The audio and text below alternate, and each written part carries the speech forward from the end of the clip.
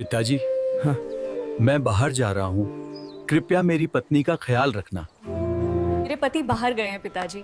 आप इस घर में हमारे अपने हैं। आपके साथ रहना मेरे दिल को सुकून देगा और घर का ख्याल रखा जाएगा। खुश रहो बेटा। अब मुझे आपके साथ सोने में मजा आता है बाबूजी। हमें सुकून मिलता है।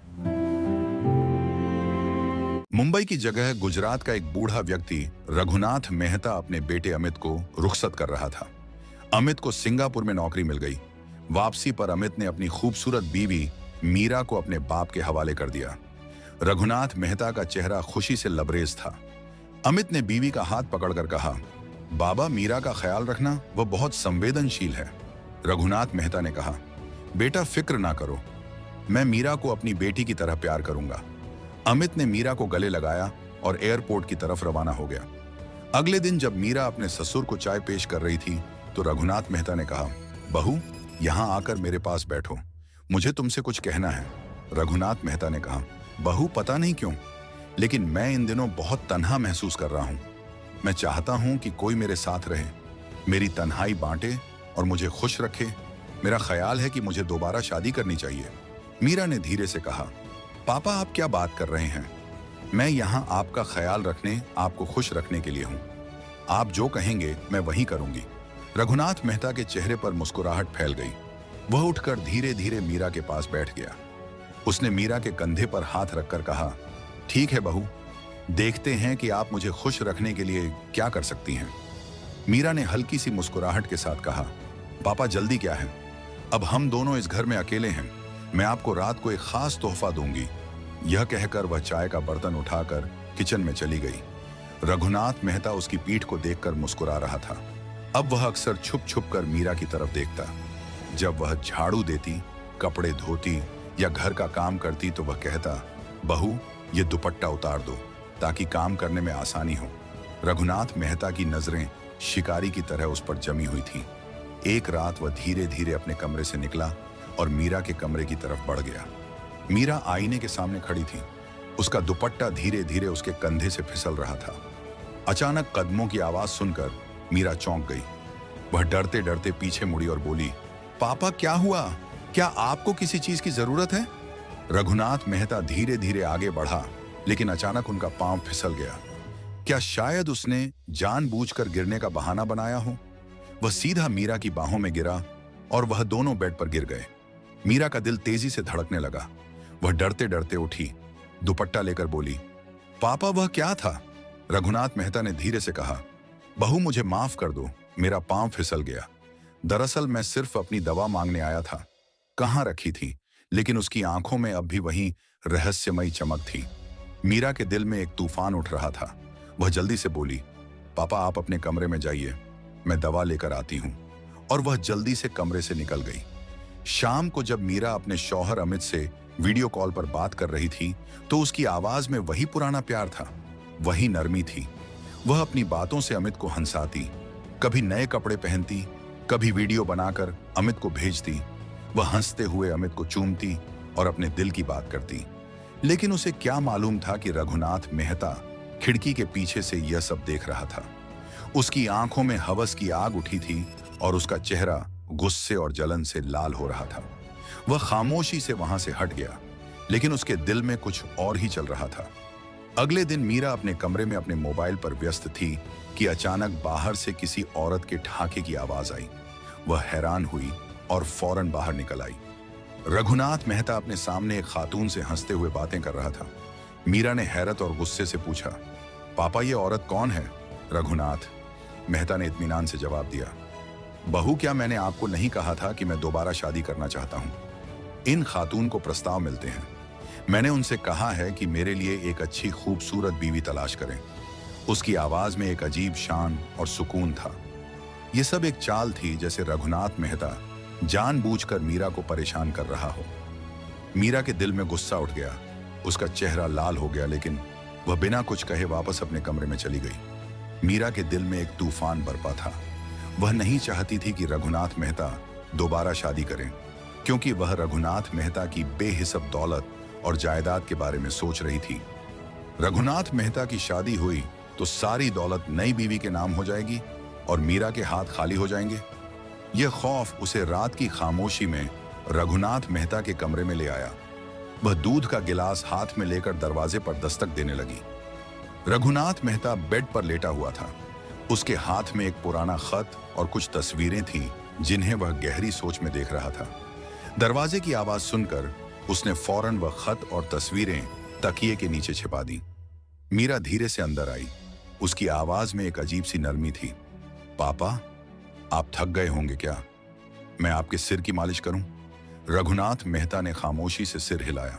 मीरा ने जानबूझकर अपना स्कार्फ फर्श पर गिरा दिया और सिर की मालिश करते हुए धीरे धीरे अपना सिर रघुनाथ मेहता के सीने पर रख दिया। रघुनाथ मेहता के जिस्म में हल्की सी कंपी थी। उसने घबराकर कहा, बहू, ये क्या कर रही हो?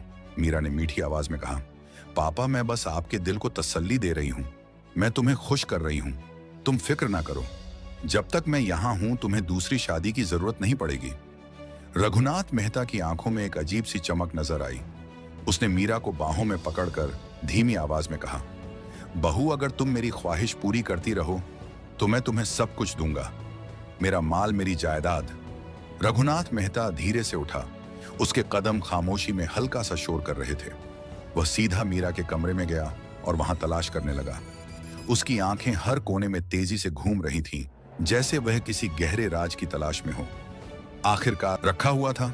रघुनाथ मेहता ने उसे उठाया, हाथ में घुमाया और उसके चेहरे पर एक खौफनाक रहस्यमयी मुस्कुराहट फैल गई। वह खामोशी से वापस अपने कमरे में चला गया और बिस्तर पर लेट गया, जैसे उसे कोई बड़ा राज मिल गया हो। सारा दिन मीरा रघुनाथ मेहता को हंसाने की कोशिश करती। कभी वह उसका हाथ अपनी तरफ खींचती, कभी उसकी गोद में बैठ जाती और कभी उसके गले में बाजू डालकर उससे मुस्कुराकर बातें करती। लेकिन अब रघुनाथ मेहता हिचकिचा रहा था। उसकी नजरें मीरा से मिलती, मगर वह फौरन मुंह फेर लेता, जैसे उसके दिमाग में कोई नया प्लान था। मीरा उसकी ठंडी बेहसी में उलझ गई, लेकिन उसने अपनी चालाकी जारी रखी। अगली रात मीरा के कमरे से उसे दर्दनाक सिसकियों की आवाज आई। वह आवाजें इतनी दर्दनाक थीं कि रघुनाथ मेहता, जो अपने कमरे में टहल रहा था, यह सुनकर मीरा के कमरे की तरफ भागा। उसने दरवाजा खोला और डरी हुई आवाज में कहा, बहू, क्या हुआ? क्यों रो रही हो? क्या सब कुछ ठीक है? उसकी आवाज फिक्र से भरी हुई थी, जैसे उसे मालूम हो कि यह सिसकियां कोई मामूली बात नहीं। मीरा बेड पर बैठी थी। उसका चेहरा आंसुओं से भीगा हुआ था। उसकी सरगोशियां मजीद बुलंद हो गई थी, जैसे उसका दिल टूट गया हो। उसने सरगोशी की, पापा, आपने क्या किया? मेरी जिंदगी बर्बाद हो गई। मैं नहीं रही।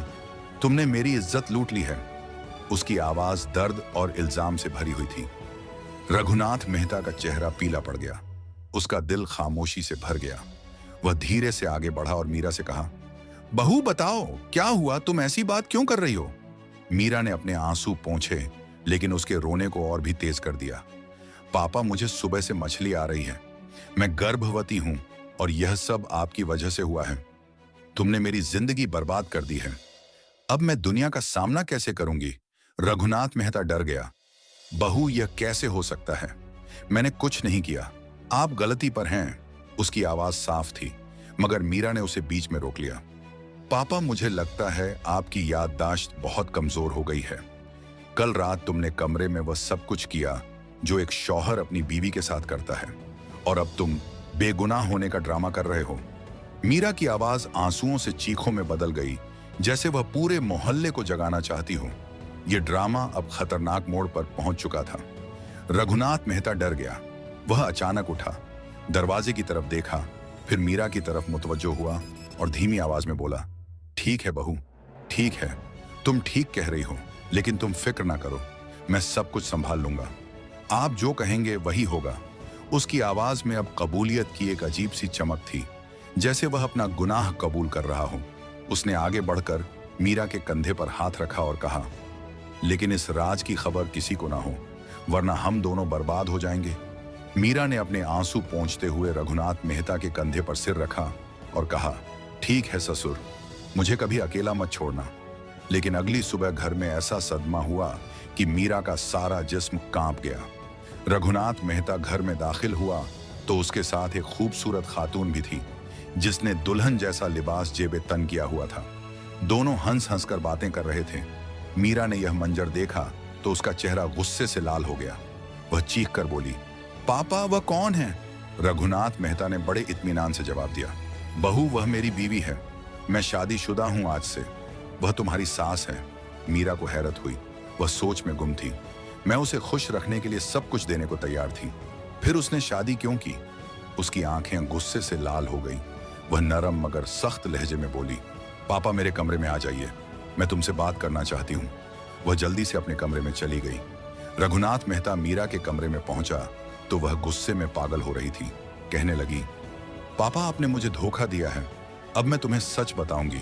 रघुनाथ मेहता ने नरम लहजे में कहा, बहू पागल मत बनो, मैंने इसलिए शादी की है कि यह औरत आपकी सेवा करेगी। अब आपको घर का कोई काम नहीं करना पड़ेगा, वह सारा काम करेगी, आप और मैं सिर्फ एक दूसरे से प्यार करेंगे। यह सुनते ही मीरा का गुस्सा ठंडा हो गया। उसके चेहरे पर इत्मीनान और खुशी की मुस्कुराहट फैल गई। लेकिन मीरा को क्या मालूम उसकी जिंदगी में एक तूफान आने वाला था जो उसे तबाही के दहाने पर ले जाएगा। रघुनाथ मेहता की नई बीवी, जो इस घर की लौंडी से ज्यादा कुछ नहीं थी, मीरा के पांव की मालिश करती, उसके सिर की मालिश करती और घर के सारे काम खामोशी से करती। मीरा को लगा जैसे वह अपनी चालाकी पर जीत गई हो। मीरा को ऐसा लगा जैसे उसने रघुनाथ मेहता की सारी दौलत और जायदाद अपनी मुट्ठी में ले ली हो। लेकिन रघुनाथ मेहता के चेहरे पर एक अजीब सी खामोशी थी। उसकी आंखों में हैरत और छुपा गुस्सा था, जैसे उसने कोई बड़ा राज पकड़ लिया हो। रघुनाथ मेहता अब मीरा से दूर रहने लगा था। उसकी आंखों की ठंडक, उसके रवैया की बेहिसी सब मीरा को छूने लगी। उसे लगा कि उसकी तमाम हरकतें अब बेअसर हो गई हैं। रघुनाथ मेहता की बेहिसाब दौलत और ताकत उसके हाथों से फिसल रही थी। एक दिन जब रघुनाथ मेहता अपनी नई बीवी के साथ काफी वक्त गुजार रहा था तो मीरा ने उन्हें तन्हाई में रोक लिया। उसकी आवाज में जहर था, पापा यह क्या हो रहा है? तुम मुझसे दूर क्यों रहते हो? आप अपनी बीवी को इतना वक्त देते हैं, क्या तुम्हें वह वादा याद नहीं जो तुमने मुझसे किया था? रघुनाथ मेहता ने एक लम्हे के लिए उसकी तरफ देखा और ठंडे लहजे में कहा, मीरा मुझे कुछ याद नहीं, जो चाहो करो, मैं अब तुम्हारी कोई बात नहीं सुनूंगा। मीरा का चेहरा गुस्से से लाल हो गया। वह अपने कमरे की तरफ भागी। उसने दरवाजा मजबूती से बंद किया और कांपते हाथों से अपने शौहर अमित को बुलाया। उसकी आवाज सरगोशियों और गुस्से से भरी हुई थी। अमित, तुम जहां भी हो फौरन वापस आ जाओ, मेरी जिंदगी बर्बाद हो गई है, मेरी इज्जत लुट गई है। उसकी आवाज टूट रही थी। आपके वालिद, उसने मेरे साथ वह सब किया जो उसे नहीं करना चाहिए था। उसने मुझे कबूल कर लिया। अमित, उसने तुम्हें जानबूझकर सिंगापुर भेजा है ताकि वह मुझे पीछे से ले आए। जैसे अमित के कानों में बिजली पड़ी तो उसकी सांसें तेज हो गई। कांपती हुई आवाज में बोला, क्या कह रही हो मीरा बाप? ऐसा नहीं कर सकता, झूठ मत बोलो। मीरा ने गहरा सांस लिया और ठंडी आवाज में कहा, अमित, मैं तुम्हें सबूत भेज रही हूं, खुद ही देख लें। उसने अपना मोबाइल उठाया और वीडियो खोली जिसमें वह रघुनाथ मेहता के साथ कमरे में थी। उसका सिर उसके सीने पर पड़ा था। वही वीडियो जो उसने चुपके से कैमरा ऑन करके रिकॉर्ड की थी। वह वीडियो अमित की पूरी दुनिया को तबाह करने के लिए काफी थी। उसने वीडियो भेजी। अमित ने जैसे ही वह वीडियो देखी तो उसका दिल फट गया। उसकी सांसें रुक गई। उसकी आंखों के सामने अंधेरा फैल गया। उसने कांपते हाथों से मीरा को दोबारा बुलाया। मीरा, मेरी जान, फिक्र ना करो, जितनी जल्दी मुमकिन हो मैं आ रहा हूं, बस थोड़ा इंतजार करो मेरे प्यारे। अमित की यह बात सुनकर मीरा की आंखों में उम्मीद की हल्की सी चमक नजर आई। अगली सुबह घर बारूद के ढेर जैसा था। यह सिर्फ रोशनी की एक चिंगारी थी जो हर चीज को उड़ा देगी। रघुनाथ मेहता, उनकी आलिया और मीरा खाने की मेज पर नाश्ता कर रहे थे। कमरे में खामोशी थी। रघुनाथ मेहता के चेहरे पर सोच की तरह छाई हुई थी। अचानक दरवाजे की घंटी बजी। एक तेज दिल धड़कने वाली आवाज। मीरा की सांस रुक गई। रघुनाथ मेहता की आंखों में एक अजीब सी चमक नजर आई, जैसे वह इसी लम्हे का इंतजार कर रहा था। दरवाजे की घंटी फिर बजी। रघुनाथ मेहता ने उठकर दरवाजा खोला। अमित उसके सामने खड़ा था। उसकी आंखों में गुस्से की आग और दर्द की चिंगारी सुलग रही थी। मीरा उछलकर उठ खड़ी हुई। वह भागकर अमित के गले लग गई। वह जोर जोर से रोने लगी। रघुनाथ मेहता ने आवाज धीमी करते हुए कहा, बेटा, तुम यहां क्या कर रहे हो? क्या सब कुछ ठीक है? तुम वापस क्यों आए? लेकिन इससे पहले कि वह अपना जुमला पूरा करता, अमित फट पड़ा। उसने बाप का गिरेबान पकड़ लिया। उसकी आवाज गुस्से से कांप रही थी। आप बाप नहीं हैं, आप एक हैवान हैं। तुमने मेरी मासूम बीवी की इज्जत लूटी, तुमने उसकी इज्जत लूटी। मैं तुम्हें जिंदा नहीं छोड़ूंगा। अमित ने उसे जोर से धक्का दिया। रघुनाथ मेहता जमीन पर गिर गया। कुछ लम्हों के बाद वह उठा, गहरा सांस लिया और सुकून भरे लहजे में बोला, बेटा मुझे मार दो, मुझे अपनी जान से मार डालो, लेकिन पहले मेरी बात सुनो। फिर तुम मुझे जो भी सजा देना चाहते हो मुझे कबूल है। रघुनाथ मेहता ने अपनी जेब से एक पुराना मोहरबंद खत निकाला और कुछ तस्वीरें अमित के हाथ में थमा दी। यह खत मेरे पुराने दोस्त ने भेजा था। इन तस्वीरों को देखो, आपकी बीवी इज्जतदार औरत नहीं है और यह वह सच है जो उसने मुझे बताई थी। अमित की आंखों में हैरत थी। उसने तस्वीरें देखी। मीरा अजीब सी जगह रंग बिरंगे कपड़ों में यूं मुस्कुरा रही थी जैसे वह उसके कारोबार की मलिका हो। अमित का दिमाग भटक गया। बाप, यह क्या है? उसकी आवाज कांप रही थी। रघुनाथ मेहता ने गहरा सांस लिया और कहा, बेटा बताओ, जब आप सिंगापुर में थे तो मीरा ने आपको कितनी बार फोन किया था? उसने कितनी बार वीडियो भेजी? अमित ने इसके बारे में सोचा और कहा, अब्बा, उसने सिर्फ 1 या 2 बार फोन किया था, वीडियो नहीं। उसने कोई वीडियो नहीं भेजी। रघुनाथ मेहता मुस्कुराया। ठीक है बेटा, अब एक और खौफनाक राज देखो। वह उठकर अपने कमरे में चला गया और थोड़ी देर बाद हाथ में एक खूबसूरत फूलों का बर्तन ले वापस आया। यह फूलों का बर्तन नहीं बेटा, इसमें एक खुफिया कैमरा था जो मैंने मीरा के कमरे में लगा रखा था। रघुनाथ मेहता उठा, फोन निकाला और वीडियो चलाई। अमित की नजरें स्क्रीन पर जमी हुई थीं। वीडियो में मीरा का कमरा था। रात में खामोशी थी। खिड़की से एक मध्यम रोशनी आ रही थी। अचानक एक जवान लड़का चुपके से अंदर आया। मीरा ने उसे देखा और गले लगा लिया। फिर वह दोनों बेड पर लेट गए। अमित की सांस रुक गई। वीडियो में यह मंजर बार बार नजर आ रहा था। मीरा और लड़का एक दूसरे में खो गए। दुपट्टा हवा में तैर रहा था। ऐसी तस्वीरें देखकर अमित का दिल फट गया। रघुनाथ मेहता ने ठंडी आवाज में कहा, बेटा, यह मीरा उसी आशिक से बात करती थी, उसे प्यार भरे मैसेज करती थी। वह अपने कपड़े बदलती और गंदी वीडियोस बनाकर उसे भेजती और बहाना करती कि वह तुमसे बात कर रही है। फिर उसने कहा कि मैंने जानबूझकर इस बेइज्जत औरत से फर्जी ताल्लुक बनाया ताकि इसे हकीकत का पता चल सके। अगर वह इज्जतदार होती तो मेरे पास ना आती, मेरे कमरे में ना आती, मेरे साथ न सोती, लेकिन पैसों के लालच ने इसे अंधा कर दिया। उसने एक और चौंका देने वाला राज खोल दिया। और मेरी बीवी कोई आम बीवी नहीं बल्कि एक लेडी डॉक्टर है। जब मीरा ने मुझ पर इल्जाम लगाया कि मेरा उसके साथ अफेयर है तो मैंने इस डॉक्टर को अपनी जाली बीवी बनाकर घर ले आया। उसने मीरा का इम्तिहान लिया और साबित कर दिया कि यह सब झूठ है। मीरा ने यह ड्रामा मुझे ब्लैकमेल करने के लिए रचा था ताकि वह मेरी जायदाद हथिया सके। अमित की आंखों में आंसू थे मगर चेहरा गुस्से से लाल हो रहा था। उसने उठकर मुड़कर मीरा को जमीन पर थप्पड़ मारा।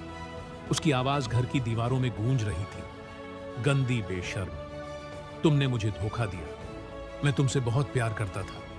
मैं तुम्हें खुश रखने के लिए सिंगापुर गया था और तुमने मेरे साथ यह किया। मीरा की जुबान मुंह में अटकी हुई थी। उसकी आंखें फटी की फटी रह गई, जैसे उसका सारा ड्रामा बर्बाद